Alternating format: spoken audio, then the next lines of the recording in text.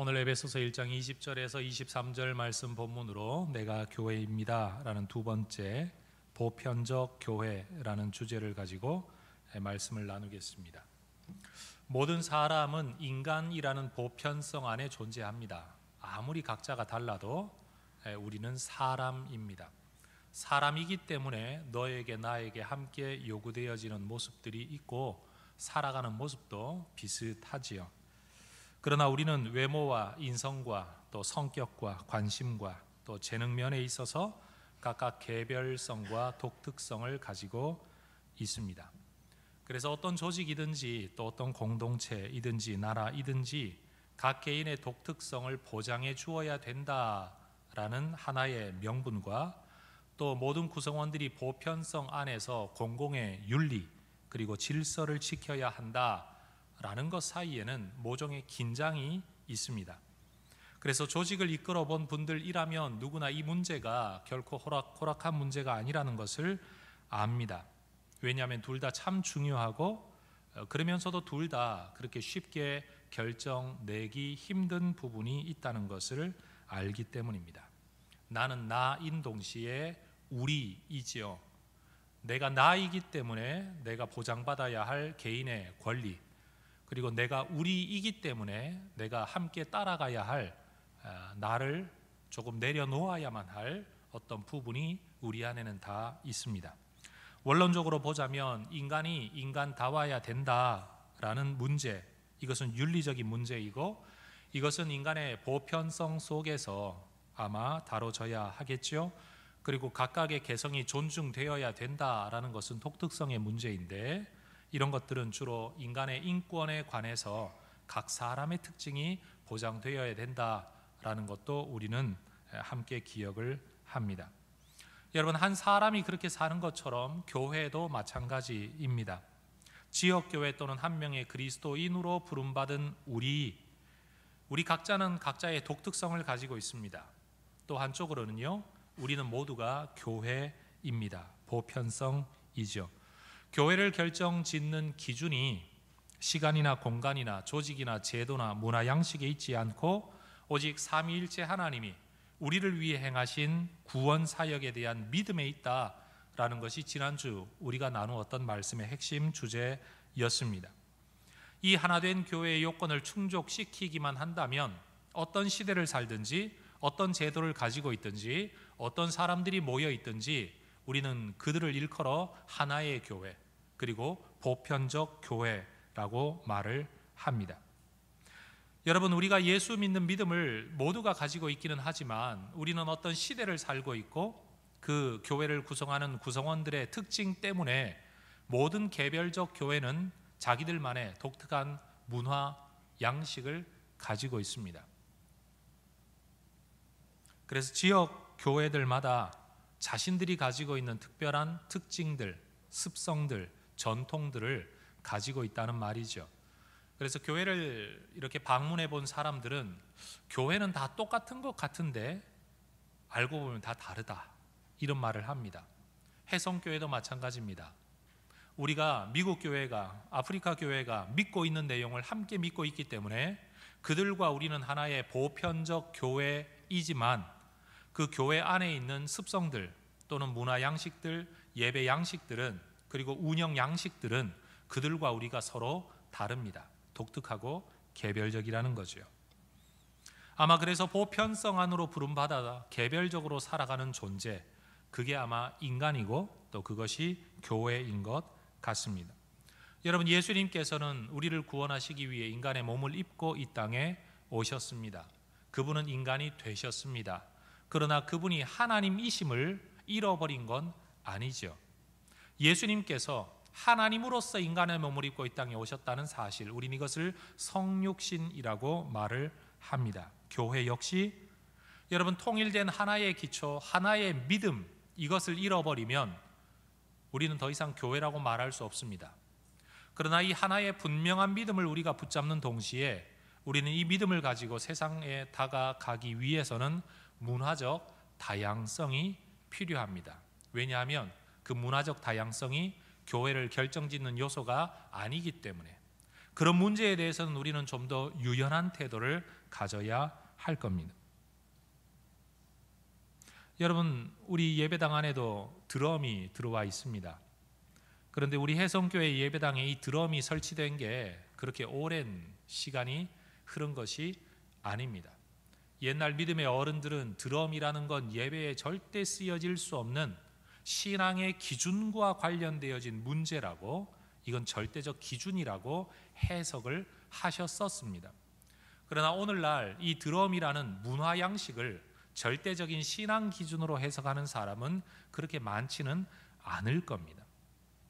여러분, 우리가 붙들어야 될 교회됨의 본질적 기준이 무엇이고 얼마든지 열어둘 수 있는 문화적 기준이 무엇인가, 이것을 우리가 잘 이해할 수만 있다면 우리의 삶은 좀 더 부드럽고 여유가 있을 거라고 생각을 합니다. 따라해 볼까요? 개별성과 보편성.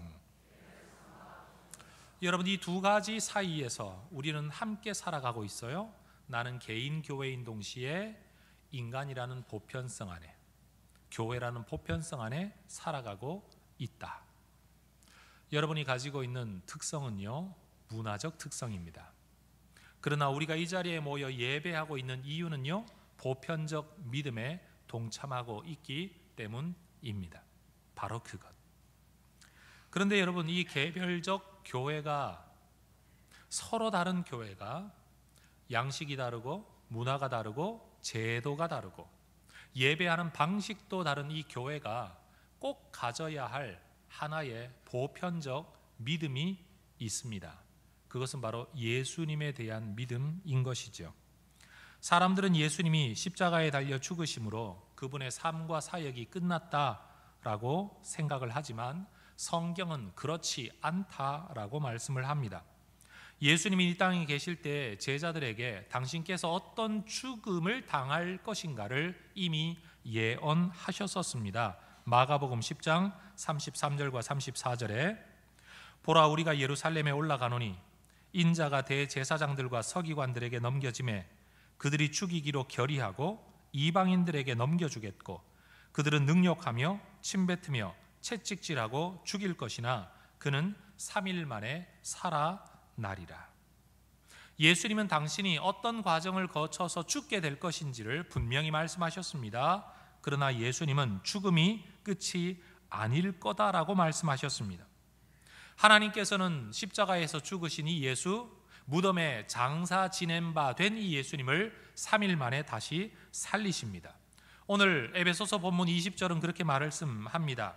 그의 능력이 그리스도 안에서 역사하사 죽은 자들 가운데서 다시 살리시고 하늘에서 자기의 오른편에 앉히셨다. 여러분, 다시 살아난 것만이 다가 아니라 다시 살아난 그 예수님이 하나님 보좌 우편에 앉으셨다. 그런데 이 일마저도 사실은 예수님께서 이 땅에 계실 때 예언하셨던 내용입니다. 누가복음 22장 69절에 그러나 이제부터는 인자가 하나님의 권능의 우편에 앉아 있으리라. 예수님은 이미 자신의 죽음도, 죽음 이후의 부활도, 부활 이후에 승천하셔서 하나님의 권능의 우편에 앉으실 것도 다 예언을 하셨었습니다. 여러분, 하나님께서 예수님을 이렇게 살리시고 높이신 것은 오늘 에베소서 본문에 근거하면 하나님의 능력이 얼마나 대단한 것인지, 그리고 예수님의 십자가 죽음과 부활을 통해 하나님이 이루려고 하셨던 일이 무엇인지를 우리에게 알려주시기 위한 하나님의 행하심이다라고 해석을 합니다. 21절과 2절을 보십시오. 모든 통치와 권세와 능력과 주권과 이 세상뿐 아니라 오는 세상에 일컫는 모든 이름 위에 뛰어나게 하시고 또 만물을 그의 발 아래에 복종하게 하시고 그를 만물 위에 교회의 머리로 삼으셨느니라. 여러분, 우리 예수님은 부활을 통해서, 그리고 부활 이후의 승천을 통해서 여러분 권세를 가지게 되었습니다. 이 권세는 단순히 예수 믿는 자를 구원해 주신다라는 권세에 머무는 것이 아니었습니다. 예수님은 부활과 승천을 통하여 천하 만물의 주인 되심의 권세를 가지게 되었습니다. 바울은 빌립보서에서도 예수님의 승천이 가지는 의미를 이렇게 이야기했습니다. 빌립보서 2장 9절에서 11절, 이러므로 하나님이 그를 지극히 높여 모든 이름 위에 뛰어난 이름을 주사 하늘에 있는 자들과 땅에 있는 자들과 땅 아래에 있는 자들로 모든 무릎을 예수의 이름에 꿇게 하시고 모든 입으로 예수 그리스도를 주라 시인하여 하나님 아버지께 영광을 돌리게 하셨느니라. 여러분, 예수를 믿는다라고 말을 하면 우리의 입은 예수님을 주님이라고 고백을 해야 되고 우리의 무릎은 예수 앞에 꿇어야 합니다. 교회 다니는 사람들이 헷갈리는 게 이거예요. 예수 믿으면 구원 얻는다라는 것 때문에 예수님을 구세주라고는 말을 하는데, 여러분, 예수님은 구세주로 끝나는 게 아니고 구세주이시며 주님이십니다. 이 두 개의 의미는 달라요. 예수님이 나를 구원해 주시는 주님이시다라는 말이 구세주, 영어로는 Savior라는 단어이고, 예수님이 천하 만물을 다스리는 통치자이시다라는 의미가 바로 Lord, 주님이라는 말이에요. 그런데 우리는 대부분 구세주라는 말로만 예수님을 이해하고 있습니다. 그러나 예수님은 주님으로서 우리의 구세주가 되셨고 우리의 구세주이신 동시에 천하 만물의 주님이시다. 더군다나 이 예수님이 어떤 주님이시냐? 우주 만물의 통치자, 이 땅에 있는 것의 통치자일 뿐만 아니라 하늘에 있는 것의 통치자이고, 지상적 존재, 천상적 존재, 심지어 지하의 존재들에게도 우리 예수님은 주님이시다. 시간으로 보더라도 역사 안에 있는 존재들에게만 주님이 아니라 역사가 끝난 이후에 영원의 세계에서도 우리 예수님은 주님이시다. 그 예수님은 교회의 머리이실 뿐만 아니라 모든 피조 세계의 머리이시다. 여러분, 이것이 바로 성경이 말하고 있는 예수님의 모습입니다. 바로 이 믿음을 가지게 될 때 우리는 성경이 말하는 보편적 교회, 그저 해성교회 한 사람이 된 게 아니라 해성교회를 통해 선포되어지는 이 성경의 진리를 믿음으로 우리는 천년 전에 있었던 교회, 앞으로 오고 올 모든 시대의 교회, 한국에 있는 교회만이 아니라 전 우주에 펴져 있는 이 교회의 한 사람이 된다는 거죠. 이 믿음을 가져야 됩니다. 저는 오늘 이 자리에 모이는 여러분들이 예수님에 대한 이 분명한 믿음을 가질 수 있기를 소망합니다. 그런데 여러분, 우리가 이 믿음을 가지게 될 때 내가 교회가 되는데, 이 믿음을 가지게 될 때 이 믿음에 근거하여 자연스럽게 따라오는 우리의 사명이 있습니다. 보편적 교회에 하나의 믿음이 있는 것처럼 보편적 교회에 주어지는 보편적 사명이 있다는 말입니다. 성경은 예수님을 2000년 전에 인간의 몸을 입고 이 땅에 오신 구원자로만 설명하지 아니하고, 그분이 인류 역사가 시작되는 시점, 그 이전 어디에선가부터 세상을 창조하신 창조주이시라고 말씀을 합니다. 요한은 그렇게 말하죠. 요한복음 1장 1절에서 3절에서 태초에 말씀이 계시니라. 이 말씀이 하나님과 함께 계셨으니 이 말씀은 곧 하나님이시니라. 그가 태초에 하나님과 함께 계셨고 만물이 그로 말미암아 지은 바 되었으니 지은 것이 하나도 그가 없이는 된 것이 없느니라.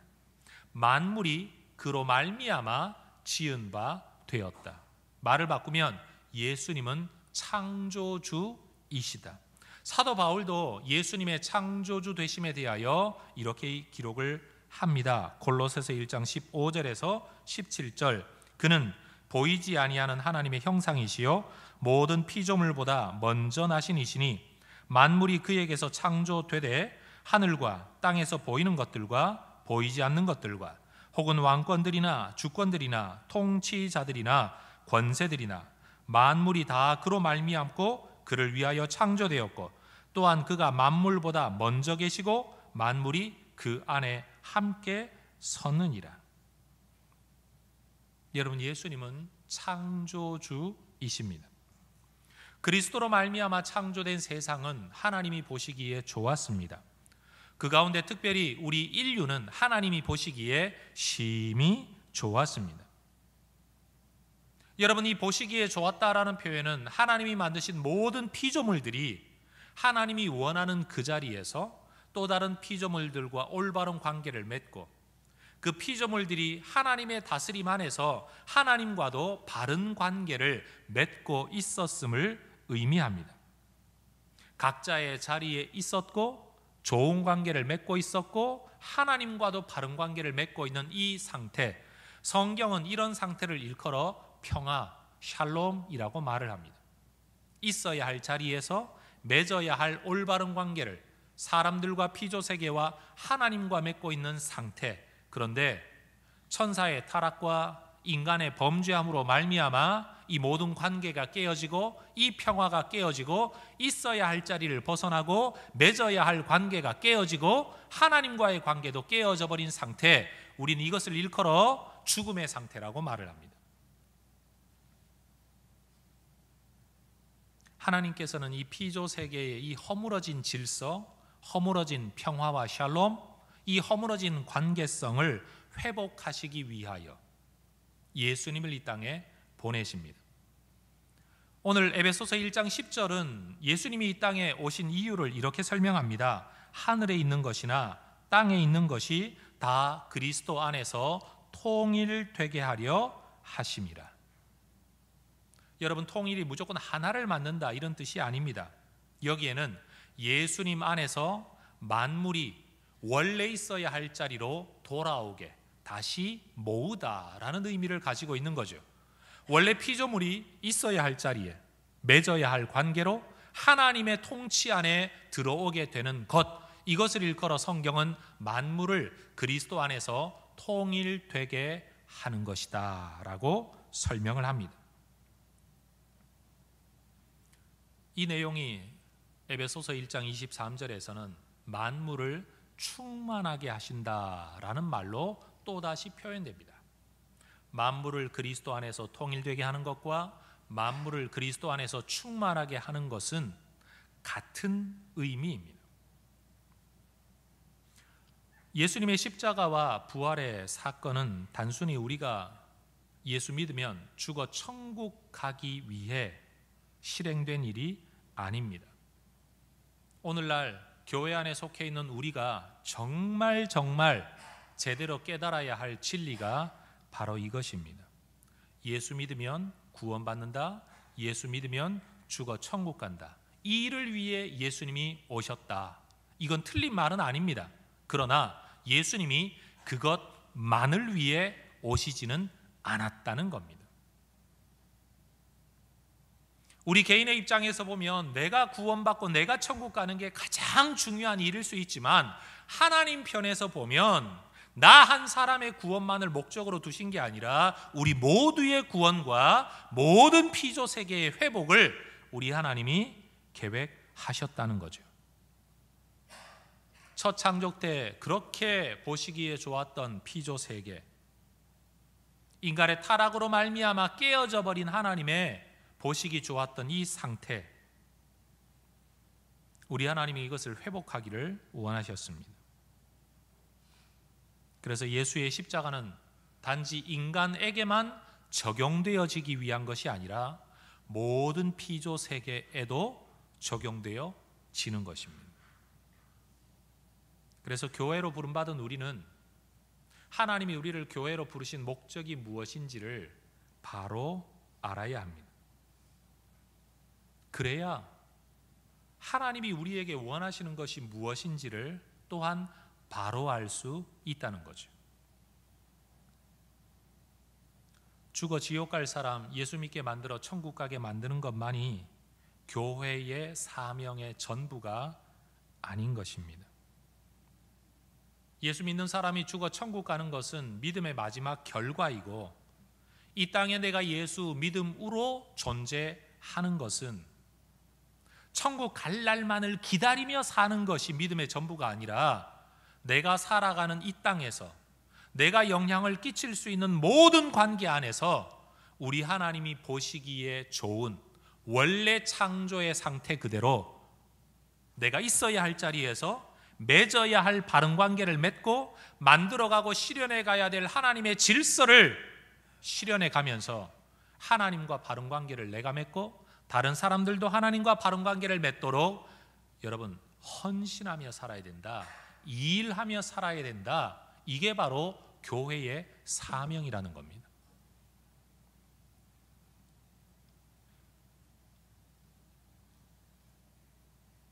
사람이 내가 사람으로 태어나 나를 한 사람의 개별성으로만 보면 나 하나 잘 먹고 잘 사는 것이 인생의 목적이 될 수 있습니다.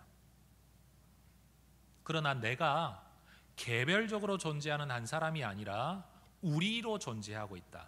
그것도 한 나라의 사람으로 내가 존재하고 있다라고 인식되어질 때 우리는 나 하나 잘 먹고 잘 사는 것을 넘어서서 우리를 위해 내가 어떤 책임을 다하고 어떤 기여를 해야 하는가를 알게 됩니다.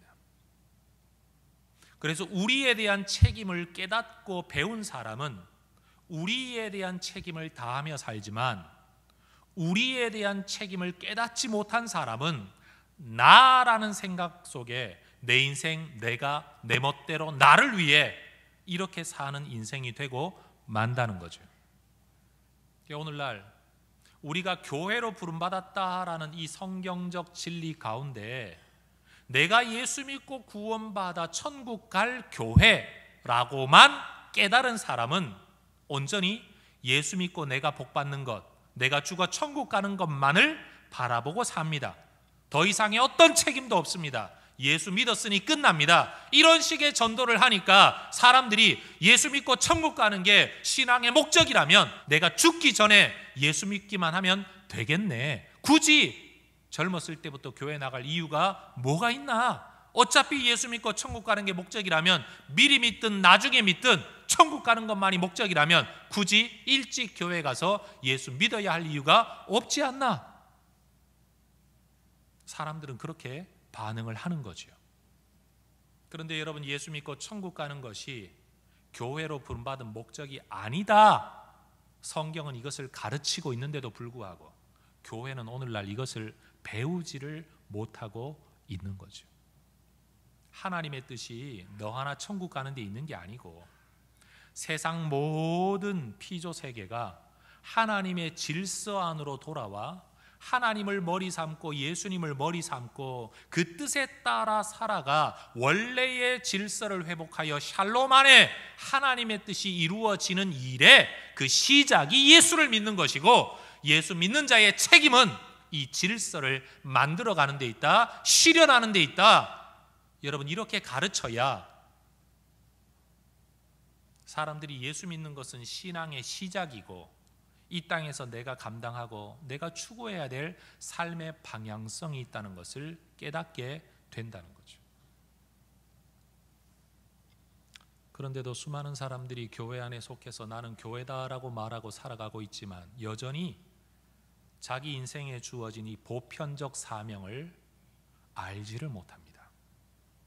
나이 40, 50, 60이 되어도 철들지 않은 어떤 사람들처럼 내 입에 맛있는 것만 들어가면 행복해하고 내가 어떤 책임을 다해야 되는지에 대해서는 전혀 개념 없는 어린아이 같은 어떤 존재들처럼 예수 믿고 교회를 다닌 지 수십 년이 되었음에도 불구하고 여전히 죽어 천국만 가면 되는 것으로 알고 있고, 나의 구원을 통해 하나님이 이루려고 하셨던 일이 무엇인지, 하나님이 나를 보편적 교회로 속하게 하셨지만 보편적 교회로 나를 부르셔서 무슨 일을 하려고 하셨는지를 전혀 깨닫지 못한 사람들은 여전히 나 혼자 예수 믿었으니 되었다, 나는 언제든지 죽으면 천국 가면 된다, 오로지 천국 하나만을 바라보고 이 땅에서 살아가고 있으니 예수님을 머리 삼아 만물을 그리스도 안에서 통일되게 하시고 만물을 그리스도 안에서 충만케 하시려는 이 하나님의 목적은 우리의 머릿속에, 삶 속에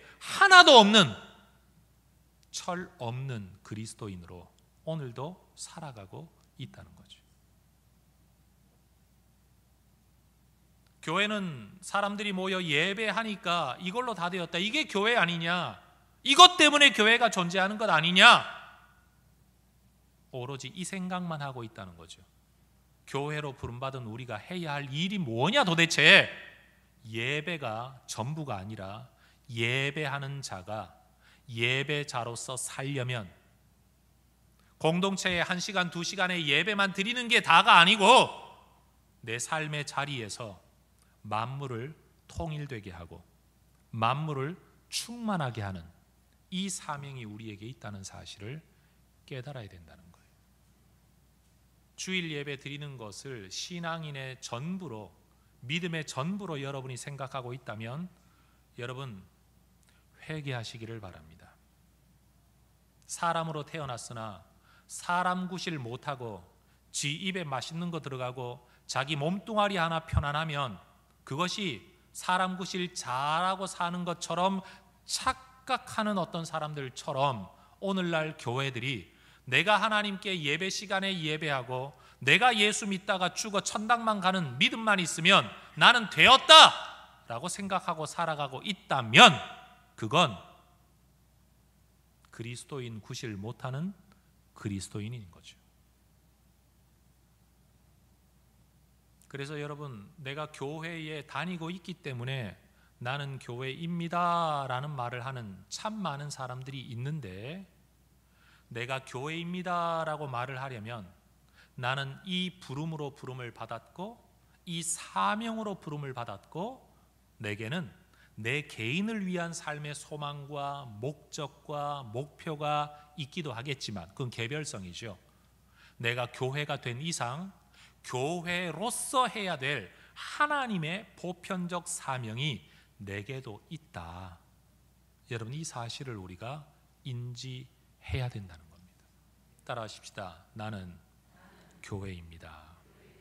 이 고백을 할 수 있으려면 교회를 통해 하나님이 하시려는 일이 무엇인지를 알아야 되고 그 일에 우리가 헌신되어지는 게 마땅하다는 겁니다. 그래서 교회당에 모여 앉아서 예수님 이름 부르며 찬송하는 게 신앙생활의 전부가 아니고 내가 살아가는 영역 안에서 만물을 그리스도를 머리로 삼아 통일케 하는, 하나님이 보시기에 심히 좋은 그 질서를 회복해가는, 실현해 나가는 바로 이 사명이 우리에게 있다는 겁니다. 그래서 신앙생활은 교회당에서만 하는 게 아니고 내 삶의 자리에서 하는 거죠. 그래서 교회의 사명은 단순히 사람들에게 예수 믿으세요라고 말하는 전도에만 있는 게 아니고 더 폭넓은 전도, 예수 믿음으로 우리가 해야 할 일이 무엇인지, 예수 믿는 우리를 통해 하나님이 이루려고 하셨던 게 무엇인지를 가르치고 전파하고 그 사람들을 거기에 동참하게 만드는 더 폭넓은 의미의 전도를 우리가 해야 된다는 겁니다. 옆에 분에게 한번 웃으면서, 심각하게 질문하지 마세요. 웃으면서 질문하십시다. 당신은 철든 그리스도인이십니까?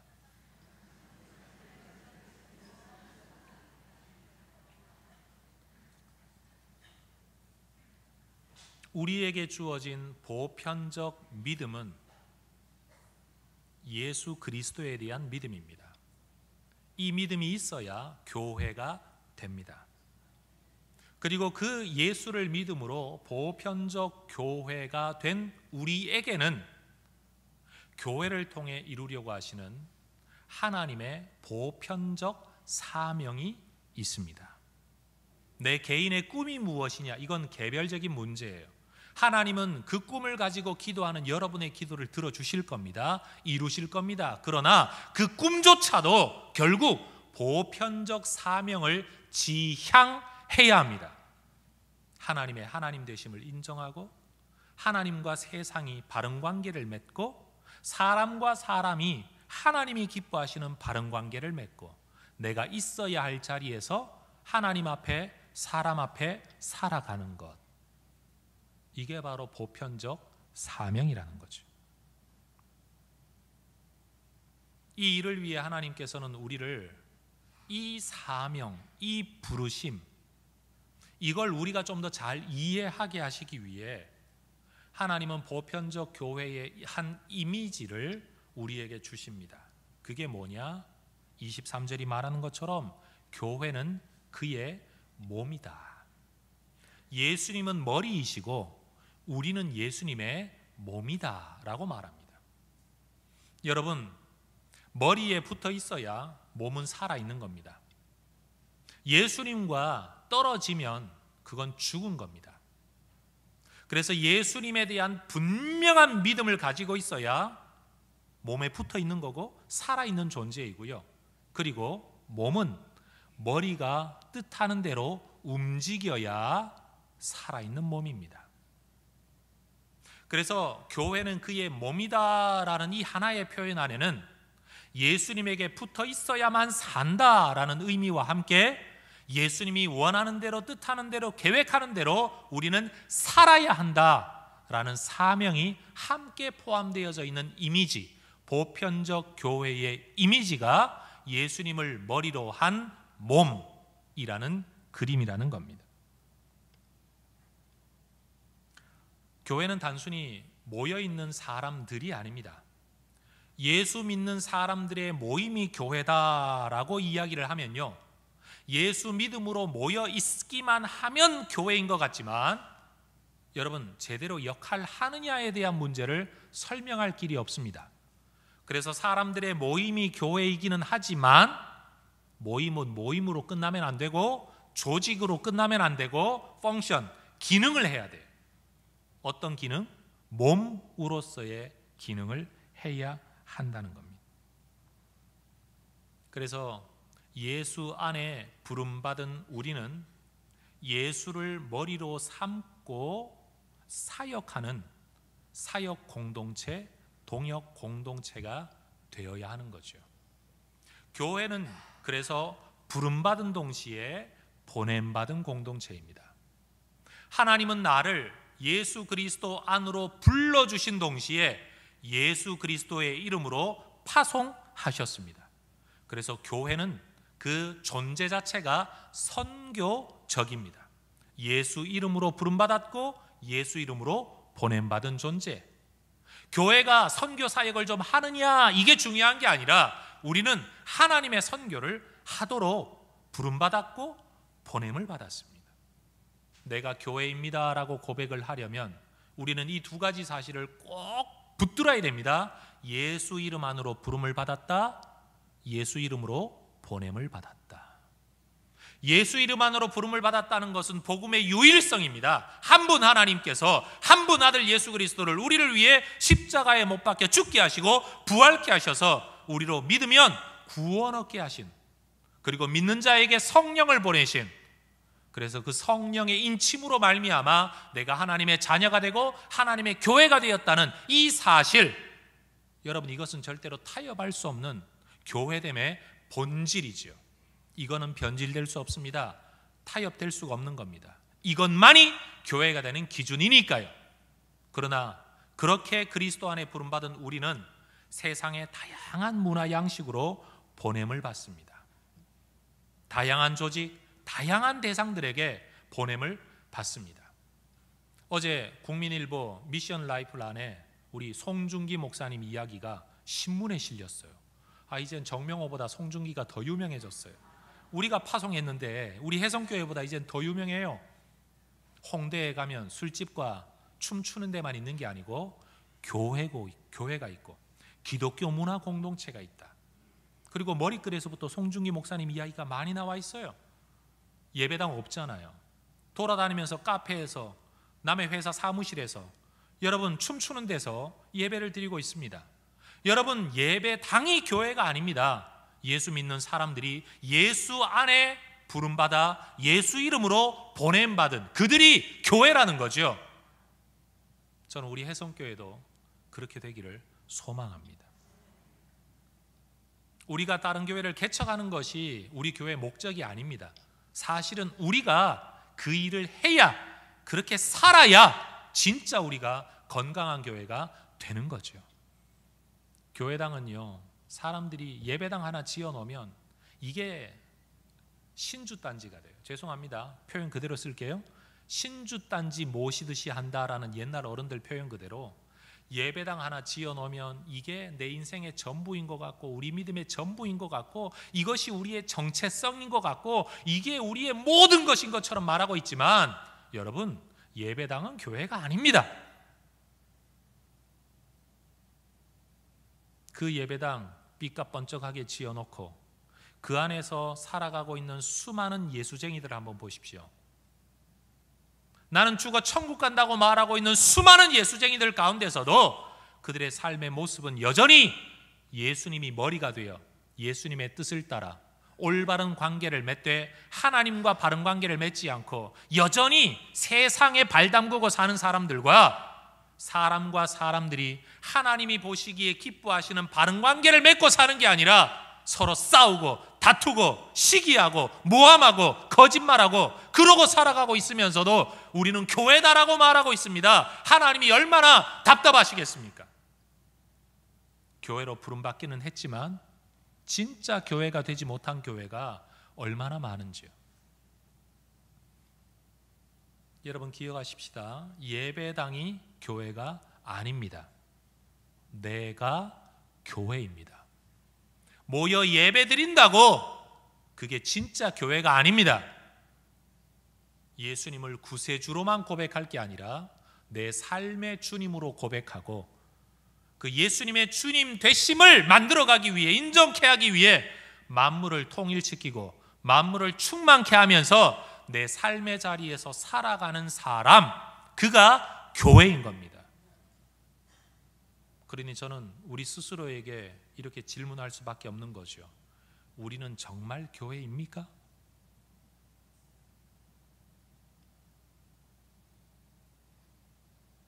교회 다니는 사람들이 전도한다고 말하고 있는 전도가 여러분 진짜 전도입니까?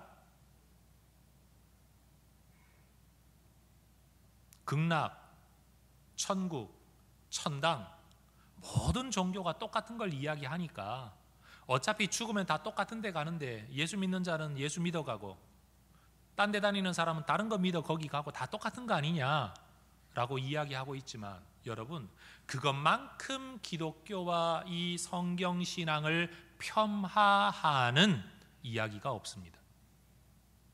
그런데 왜 그런 이야기가 만들어졌냐? 예수 믿는 우리가 무식해서 그랬다. 도대체 뭐가 무식한 거냐?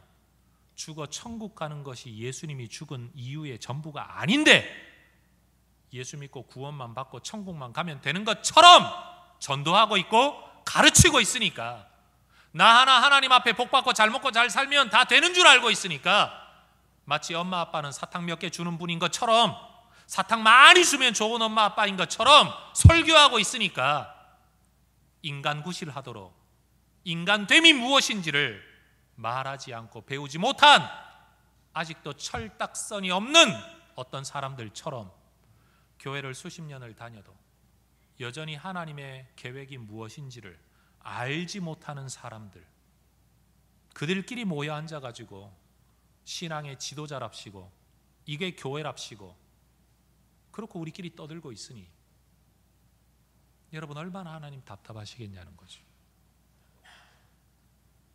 우리 예수님이 예수님의 머리 되심 안에서 만물을 하나님의 하나님 되심을 인정하고 그 질서 안에 살아가는 하나님의 피조 세계로 회복, 통일, 충만케 하시려고 십자가를 지셨습니다.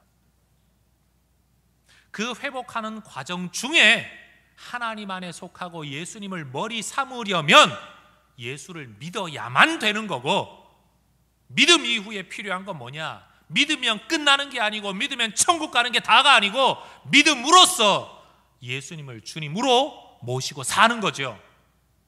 종의 자리에서 말이에요. 자녀의 자리에서 말이에요. 머리가 원하는 대로 손과 발이 협응하면서 말이에요. 그래서 진정한 교회됨은 예수가 우리의 구세주입니다 라고 고백하며 찬송 부르고 예배하는 데서 그치는 게 아니고 그 예배하는 자들이 있어야 할 자리에서 맺어야 할 관계를 맺으며 하나님 앞에서 살아가는 거죠. 그래서 예수님을 구세주로 고백함으로 시작된 신앙생활은 예수님을 주님으로 모시고 사는 것, 이게 신앙의 삶이에요. 예수 믿는 것이 목적지가 아니고 예수 믿는 것은 출발점이고 예수를 주인으로 모시고 사는 것이 신앙생활이라고요. 그러니 여러분, 죽기 직전에 예수 믿고 천국 가겠습니다 라는 이 말이 얼마나 틀린 말이고 무식한 말이에요. 제대로 전도하고 제대로 가르쳐야 되는데, 그래서 교회 다니는 사람들 중에서도 나 예수 믿어요, 나는 교회가 마음에 안 들어 교회 안 나갈 뿐이지 나 예수 믿어요, 교회 밖에 그리스도인이 엄청나게 많다고 이야기하지만 분명히 말씀드립니다. 그들은요, 예수를 믿고 있는지는 모르겠지만 우리를 통해 하나님이 하시려는 일이 뭔지를 모르고 있는 철딱선이 없는 사람들이.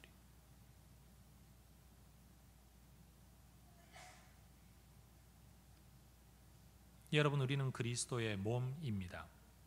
몸은 머리에 의하여 움직여져야 합니다.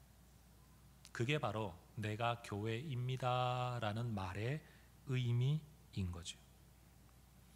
여러분, 우리가 교회로 이 땅을 살면서 절대로 타협하지 말아야 될 성부, 성자, 성령 하나님의 구원 사역, 유일성, 이걸 꼭 붙드시기를 주의 이름으로 축원합니다. 거기에는 타협의 여지가 전혀 없습니다. 그러나 기억하십시다. 그 믿음을 가지고 세상 사람들에게 다가가는 방법은요, 상대적입니다. 유동적입니다.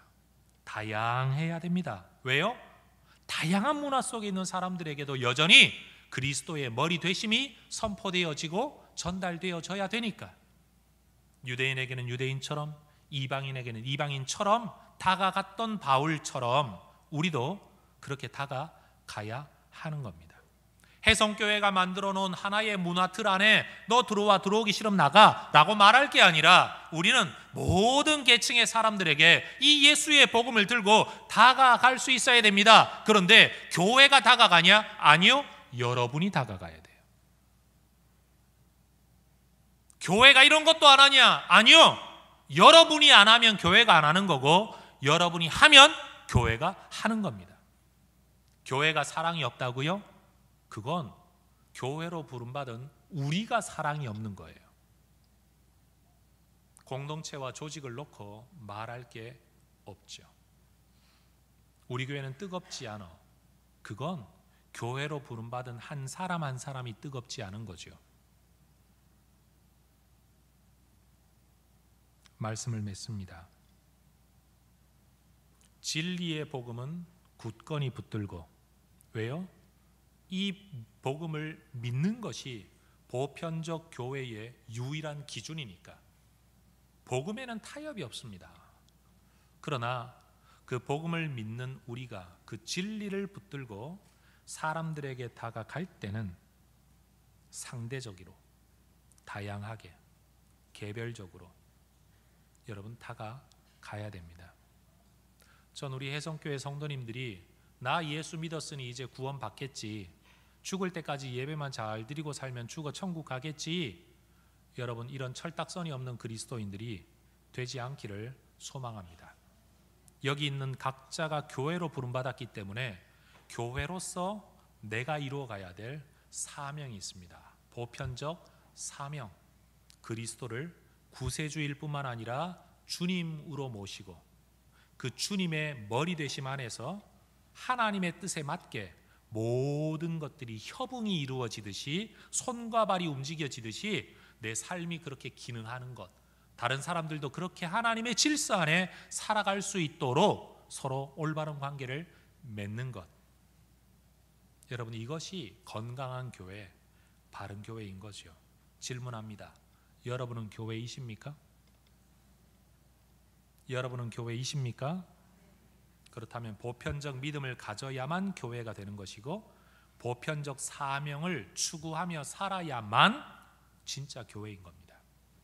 우리 해성교회가 이런 교회가 될 수 있기를 소망합니다.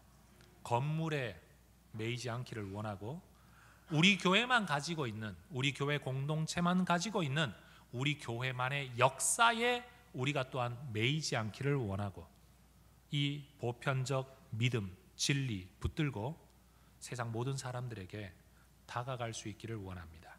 여러분이 알고 있는 사람에게는 여러분만 다가갈 수 있습니다. 제가 못 다가갑니다.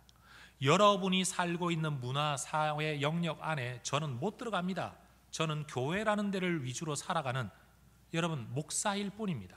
여러분이 다가가 여러분이 전하고 여러분이 실현해내지 않으면 안 됩니다. 그 자리를 위해서는 여러분이 부름을 받은 겁니다. 따라하십시다. 내가 교회입니다. 여러분 기억하십시오. 여러분이 교회입니다.